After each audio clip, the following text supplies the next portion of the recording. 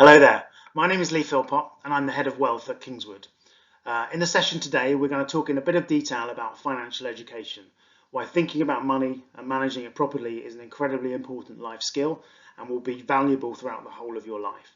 So my colleagues Michael and Vincent will talk in some detail about the things that you should be thinking about, but just by way of introduction I'm going to talk about who Kingswood are, the sort of things we do and why it's important. So no matter where you are in life, money is a fundamental factor and something we have to live with. And the better that we can think about it and manage it and make plans, the better that will be for us.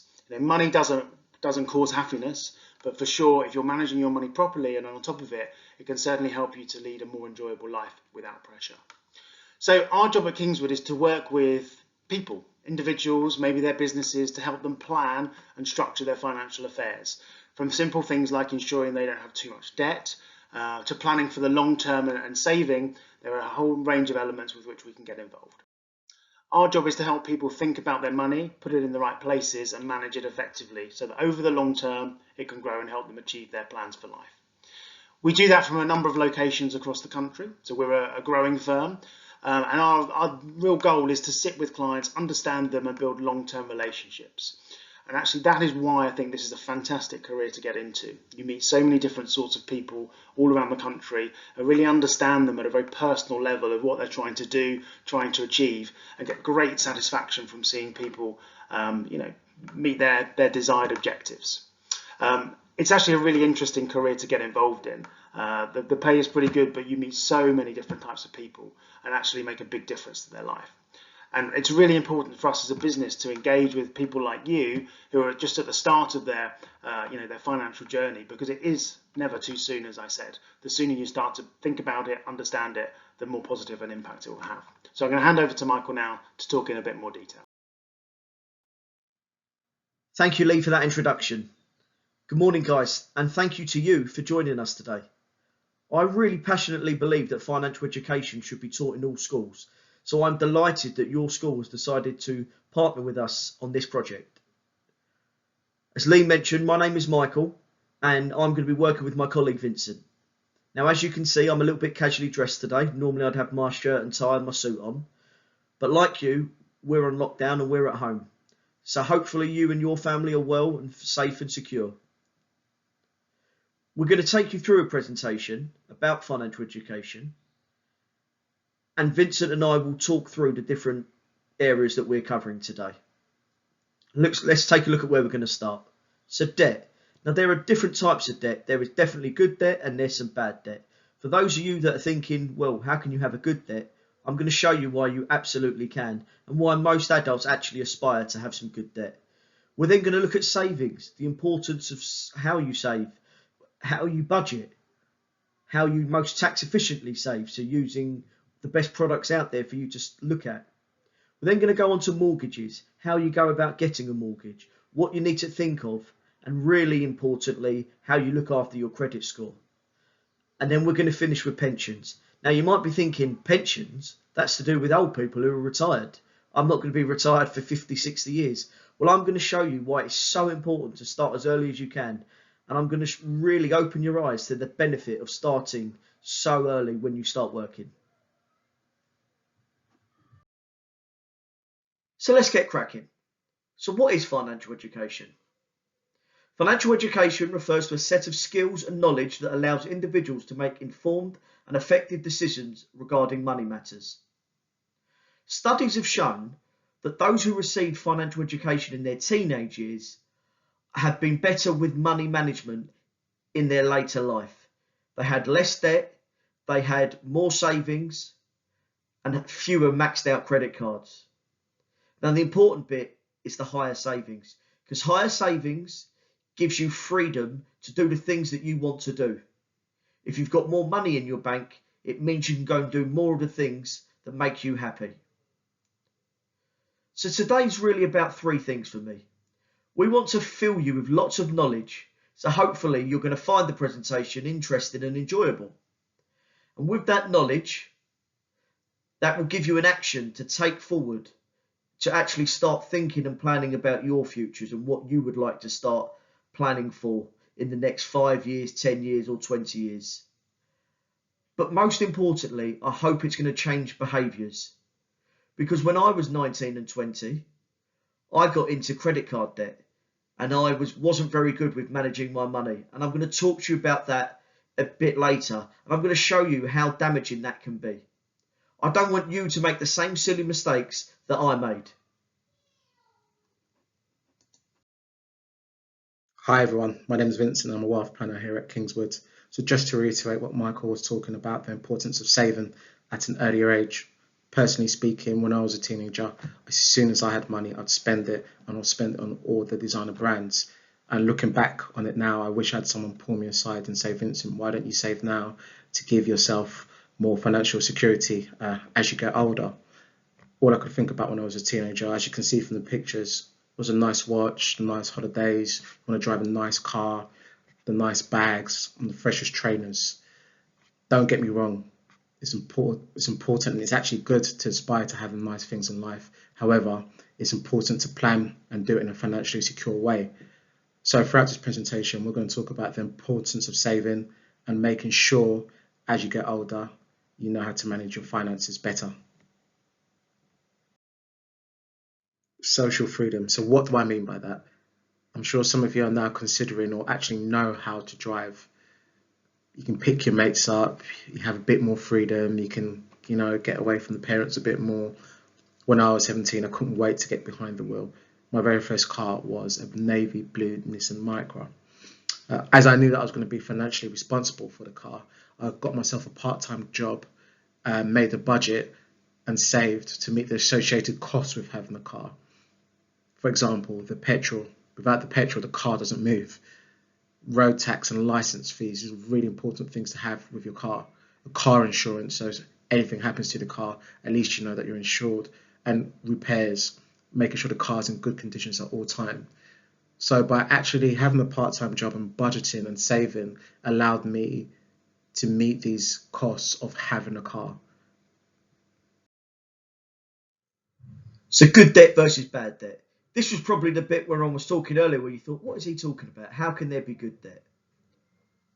But first of all, I just want to give a really basic example of what a debt is or how borrowing money works. Just really basic, really round numbers, just for those of you who may not have heard the term before. So give the example of I'm buying my first car and the car costs £1,000. I go and I borrow from a friend £1,000. That friend says to me, I'll give you the money to go and buy the car, and you've got to pay me back exactly 1 year today. And I'm going to charge you 5% interest. So a year from today, I've got to give my friend £1,050. I've got to give him the 1,000 that I initially borrowed and the 5% interest rate. And 5% interest on the £1,000 is £50. Nice, simple, round numbers. So let's get back to good debt versus bad debt, because not every time that you borrow money is it a bad thing. Let's start with what I think is the best good debt that you can have, and it's one that most adults would aspire to have, and that's a mortgage. Because a mortgage allows you to buy your home. Now, if we look at my family life, so I'm married to my lovely wife and I've got 2 beautiful boys. And I love my house because I'm bringing my children up. We play football in the garden. I play wrestling with my son on his Xbox. I do painting and drawing with my youngest son. And we have a really good family life. But without a mortgage, I wouldn't have been able to buy my house. The average house price in England, I think, is 280,000. And I think in the south of England, where I live, I think it's up to 450,000. I had no way had that much money in the bank, but what I could do was put down a small deposit, and then the Royal Bank of Scotland lent me the rest of the money at an agreeable interest rate, and every month I paid them back a set amount from my salary to pay off my mortgage. Let's look at another good debt. Now this one is really important to you guys because it's education. Those of you that are thinking about going off to university and continuing your education, which you absolutely should do, you may have to take out a student loan. because you'll need to pay your tuition fees, you'll need to pay for your accommodation, you'll need to pay bills for where you live, you'll need to buy food at the supermarket, and of course, you'll need money to go out on a night out with your friends.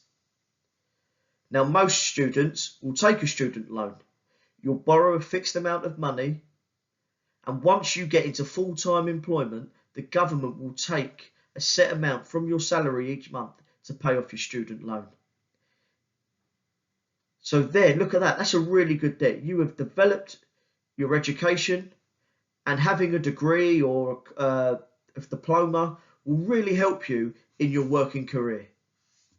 Let's look at another good debt. Britain is a very entrepreneurial country. Hundreds of thousands of people in the UK start businesses every year. And what a great thing to do. Not only are you creating a business that will hopefully be a legacy for you and your family, you're providing services and goods to people in your community, but you're also providing jobs for people in your community. So if you've got one employee and you pay that employee for working for you every month, that employee can then go and buy food and groceries for their family. They can pay their mortgage. They can take their family on holiday. So it's a knock-on effect. You're doing a great thing for your community. But most people who start a business, they don't have the money sat in their bank. So what do? They go to the bank and say, I've got this really great idea for a business. And the bank will lend them the money. What a fantastic thing to do. Now that's the positives. Let's look at some bad debt. Car loans. Now, car loans aren't necessarily the worst of the bad debts, because you can get a car loan and you can agree an amount. You might say, look, I'm going to borrow £6,000 to buy a car and I'm going to pay it back over 5 years, and you'll have an interest rate. But the interest rate will be a lot higher than, say, a mortgage. You've got credit cards, and I'm going to talk to you about credit cards in a little bit more detail. You've got payday loans. Now, thankfully, the government has been cracking down on these, because what companies were doing were trying on people that were desperate for money a couple of days before their payday. So they may only borrow £100 for 2 days, and they would have to pay back £120 because they were paying interest rates of £3,000 or £4,000. But they were desperate to feed their families, and they would do anything that they could to do so. But as I said, thankfully, the government is cracking down on that. But if you have lots of loans and credit cards, it can really stack up. And when your money comes into your account from your wages, the more you pay out on loans and credit cards, the less you are going to have to be able to do the things that you want to do. The perils of credit card debt. Guys, this one is so important to me, and it's a subject really close to my heart. When I was 20 and 21, I made silly mistakes and got myself into credit card debt without really realising the lasting effects that credit cards and getting high balances can have on your finances. So if you only take one thing from today's session, I would love it to be this. Guys, please don't make the same mistakes I made and spend on credit cards. Basically, credit cards let you buy now and pay later, but actually you'll be paying for a hell of a long time. I'm going to talk you through an example, and this is actually an example that happened to me.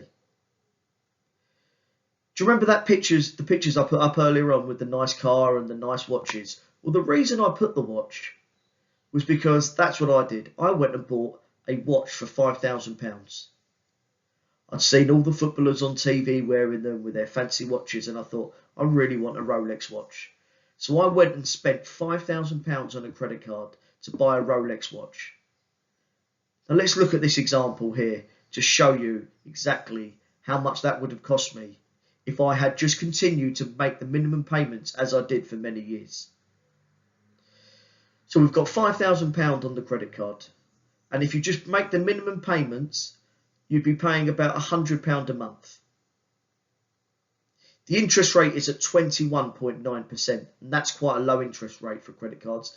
There are some credit cards that were up at 30 or 40%, but this one was at 21.9%.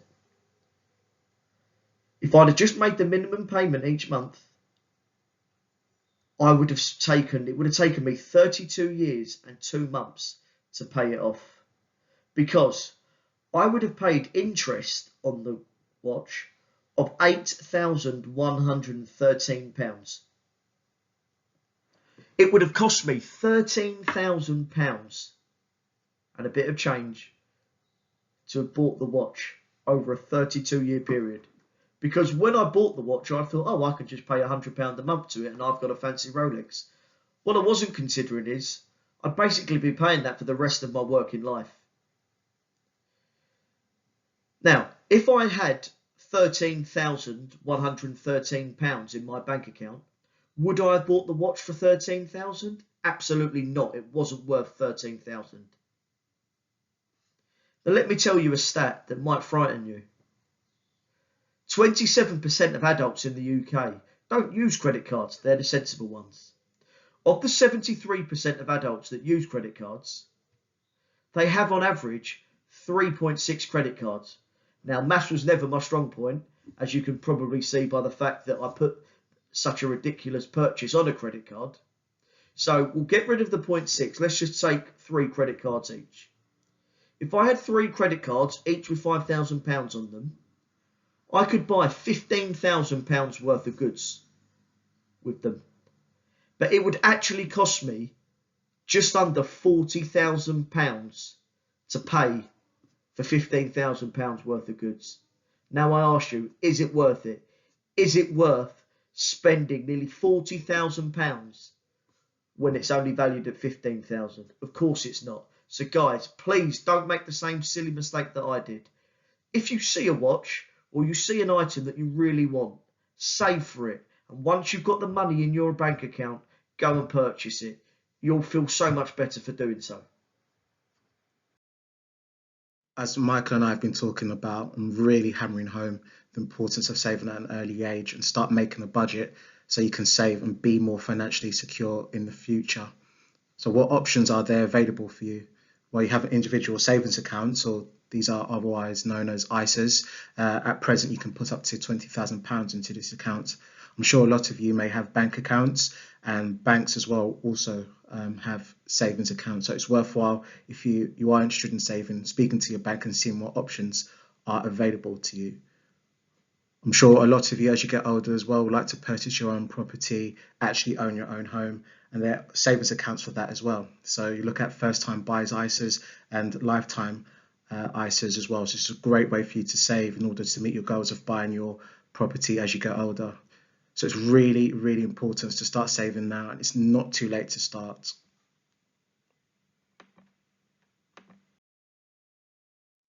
As I mentioned in the previous slide about saving up to buy a property, I'm sure lots of you are thinking when you get older, you would like to purchase your own property. The average house in the UK is worth £232,000. That's a staggering amount. And you're thinking, that is a lot of money for me to save up to actually buy a property. However, there is a solution: a mortgage. A mortgage essentially allows you to borrow money from a bank or a similar organisation in order for you to actually buy a house. So how do you prepare for getting a mortgage? Number one, saving. As Michael and I have been talking about the importance of saving at an early age, the bigger savings you have, the better chance you have from banks lending you money. Maintaining a good credit history. When you do get a credit card, making sure you pay off the full amount each month rather than the minimum. Take into account Michael's example with the Rolex, and you can see over time by making minimum payments to your credit card, you're going to pay a lot more in the future. So it's really, really important to make sure that you pay the full amount, if you can, of your credit card each month, and a steady income. Banks, providers don't want to see a steady source of income to ensure that you can afford to make the monthly payments of a mortgage. Looking after your credit score. Essentially, that's a reflection of how well you manage your finances. Again, let's use a situation where Michael bought the Rolex for £5,000, and at the end of each month, Michael decided to pay the minimum amount towards his credit card. By Michael paying the minimum amount towards his credit cards, you can see how expensive that turned out to be and how expensive the Rolex really was. Now Michael has a lot more knowledge and experience with using credit cards. I'm sure he would have thought twice about buying the Rolex initially. The key point is, if you do get a credit card and you spend money on a credit card, make sure you're in a financial position, if you can, to pay off the full amount at the end of each month. This is a great way of having a good credit score. Unfortunately, there may be situations where people may have bad credit scores. This can be due to actually late or missed payments towards credit cards, and this will be a lot harder for you to borrow money in the future. Also, some of you may actually get loans by acquiring lots of loans or making the minimum payment towards lots of loans as well. This really hampers your credit score. So be in financial situations where if you do take a loan, you can pay off more than the minimum amount each month. Now, most of what we've discussed so far is things that you'll be looking to save or getting a mortgage or getting your first car. These are all things that you're probably thinking about in the next 5 to 10 years. But one thing that you need to think about, even now, is your retirement. And as I said, you might not retire for another 50 years, but you should absolutely be thinking about it now. Because I'm going to show you the importance of starting as early as possible saving into your pension. Now, what is a pension? Effectively, your pension is what you use to pay for your retirement. Now, I've once heard retirement described as the biggest holiday you'll ever take, because you could be retired for 30 years. My dear old granddad is 96, and touch wood, he's still very strong and very fit and healthy. He could last for another few years. He retired when he was 65, so he's been retired for 31 years. Now, if he hadn't saved into a pension his whole working life, what would he have done? So there are two types of pensions. There's pensions that you and your employer save for you personally, and then there's the state pension. Now, I'm a fairly positive thinking guy, but I personally don't believe that when I retire, which will probably be in 32 or 33 years, that there will be a state pension around, that the government will keep paying me when I'm retired. And I don't imagine, guys, when you retire, that there will be a state pension. So you need to take responsibility and pay for it, and save and pay for your own retirement. So let's look at the cost of a retirement. So these numbers are all in today's money. So the average amount a couple would need per year for household essentials is £18,000. Now that's just the basics, that's just everyday living expenses. If you were to chuck in one leisure activity, I don't know, a golf club membership, playing tennis, I don't know, going on days out, it's £26,000 a year you would need. Now, if retirement is the biggest holiday you'll ever have, well, what about actually going on holiday?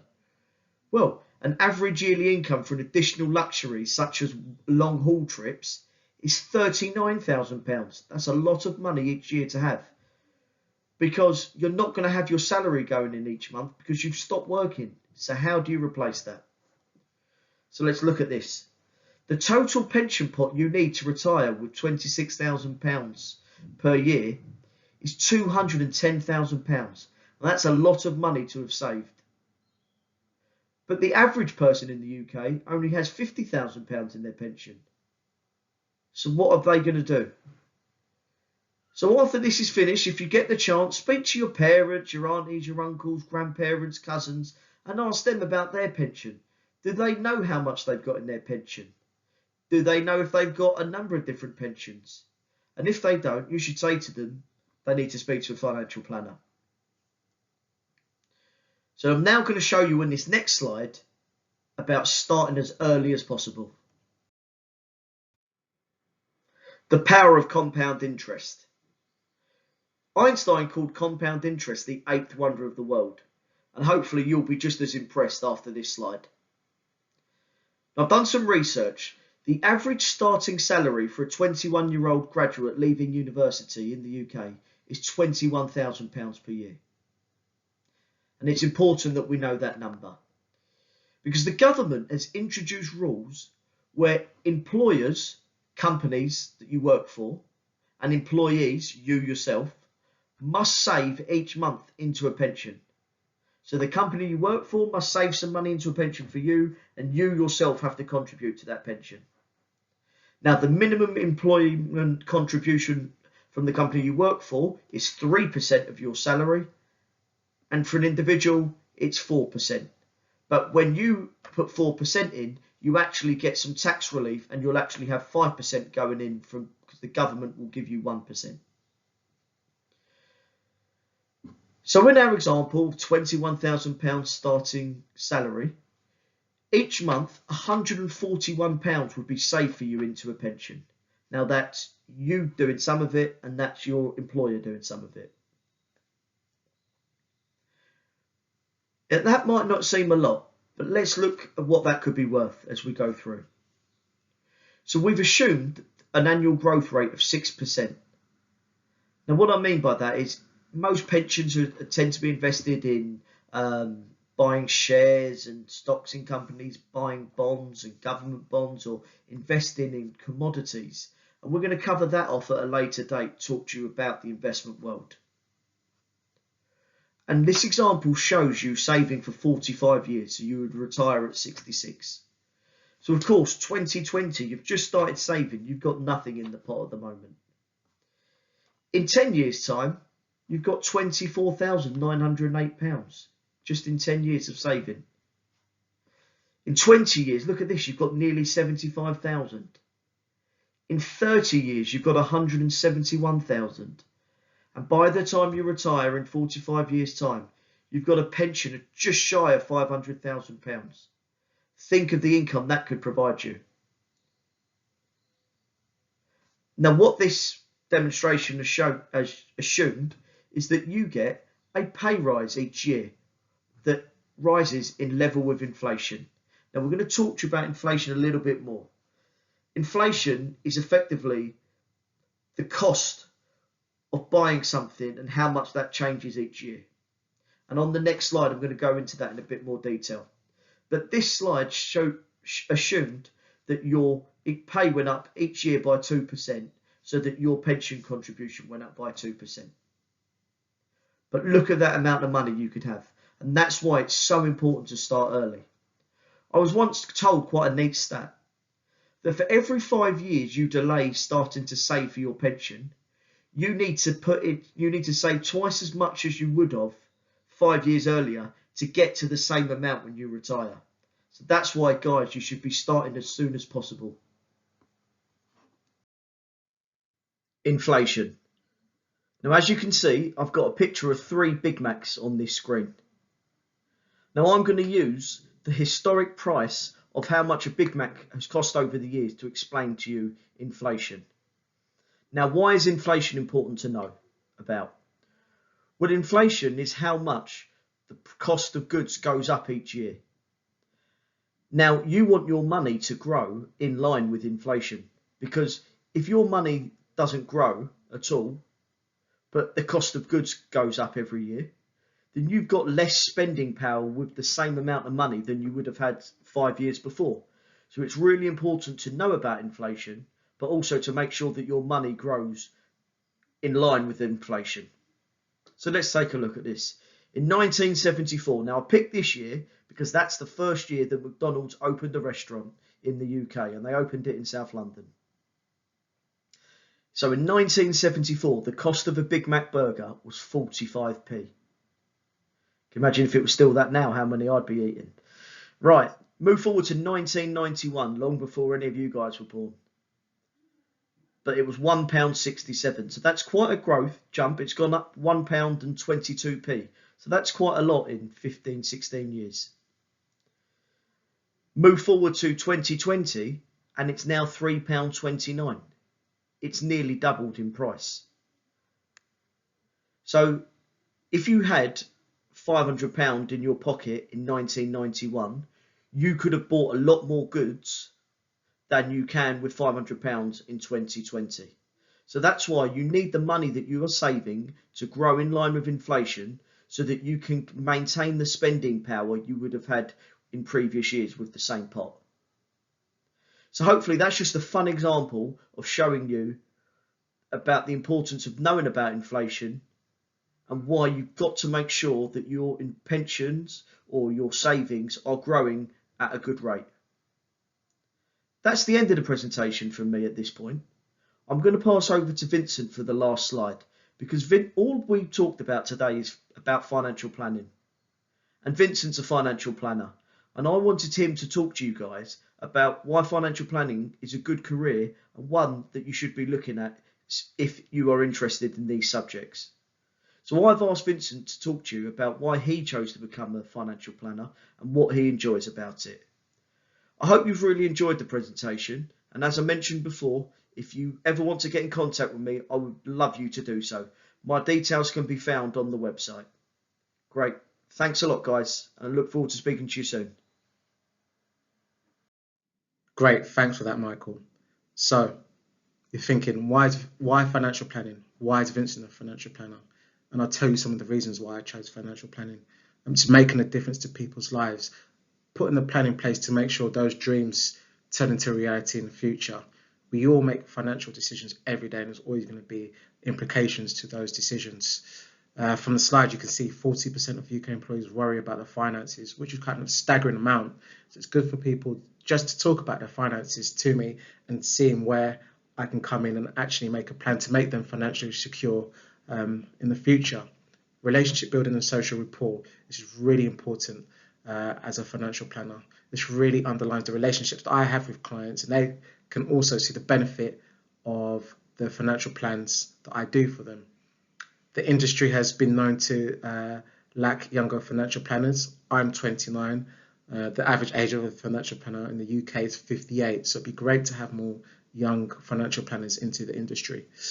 It provides a really good source of income. The average salary of a financial planner is about £60,000.